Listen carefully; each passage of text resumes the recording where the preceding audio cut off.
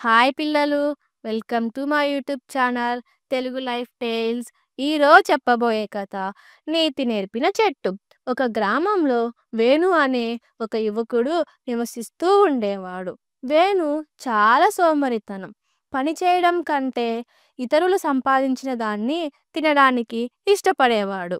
ఒకరోజు అతను ఒక పెద్ద మామిడి చెట్టు కింద కూర్చొని ఈ చెట్టు నాకు మామిడి పండ్లిస్తే బాగుండు అని అనుకున్నాడు.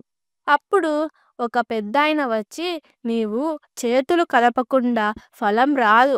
ఈ చెట్టు కూడా నీళ్లు, సూర్యకాంతి, శ్రమతోనే పెరిగింది అని చెప్పాడు. వేణు ఆలోచనలో పడ్డాడు. మరుసటి రోజు అతను ఒక చిన్న తోట మొదలుపెట్టాడు. కొన్ని నెలలు కష్టపడి నీళ్లు పోసి చూసుకున్నాడు. ఆ తోటలో మొదటి పండు వచ్చినప్పుడు వేణు సంతోషంగా నవ్వాడు. శ్రమ లేకుండా ఫలం రాదు అని అతను గ్రహించాడు.